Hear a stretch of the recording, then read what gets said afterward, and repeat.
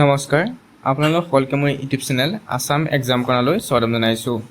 2026-27 বৰ্ষৰ যি নিযুত মইনা আঁচনি আছিলে সেই বিষয়ক লৈ আজি বাজেটৰ উত্থাপন কৰা হয় যে অক্টোবৰ মাহত আপোনালোকে আবেদন কৰিব পাৰিব 2026-27 বৰ্ষত যিসকল ছাত্ৰ-ছাত্ৰীয়ে নামভৰ্তি কৰিছে অৰ্থাৎ এই বছৰত যিসকল ছাত্ৰ-ছাত্ৰীয়ে নামভৰ্তি কৰিছে তেওঁলোকে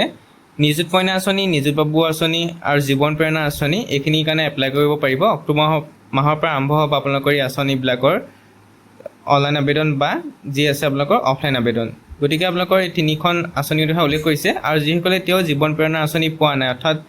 জীৱন প্ৰেৰণা আঁচনি হওক বা যিবিলাক আঁচনি পে'মেণ্ট বন্ধ কৰি ৰাখিছিলে সেইবিলাক পে'মেণ্ট ছেপ্টেম্বৰ মাহৰ পৰা পুনৰ খুলি দিয়া হ'ব অৰ্থাৎ ছেপ্টেম্বৰ মাহৰ পৰা আপোনালোকে পে'মেণ্টবোৰ পাবলৈ আৰম্ভ কৰিব যিখিনি আপোনালোকক পাবলৈ থাকি গৈছিলে ক'লৈ যে আগষ্টৰ পৰা আপোনালোকে অনলাইন আবেদন কৰিব পাৰিব নিযুত মইনা আঁচনি আৰু নিযুত মইনা আঁচনিয়ে নিযুত বাবু আঁচনিখন চৰকাৰৰ নিয়মীয়া আঁচনি হ'ব অৰ্থাৎ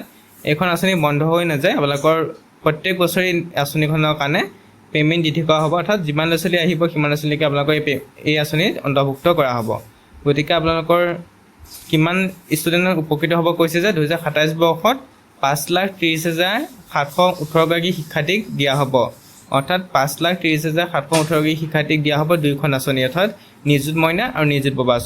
বাবু আঁচনি গতিকে আপোনালোকৰ আগষ্টৰ পৰা যি অনলাইন আবেদন আছে অনলাইন আবেদনখিনি কৰিব পাৰিব বা অফলাইন আবেদন হ'লে অফলাইন আবেদন কৰিব পাৰিব যিহেতু নিযুত মইনা নিযুত বাবুৰ কাৰণে আপোনালোকৰ অফলাইন দিয়া হয় আৰু জীৱন প্ৰেৰণাৰ কাৰণে আপোনালোকৰ অনলাইন দিয়া হয় গতিকে আপোনালোকে আগষ্টৰ পৰা আৰু ছেপ্টেম্বৰৰ পৰা অনলাইন আৰু অফলাইন আবেদন কৰিব পাৰিব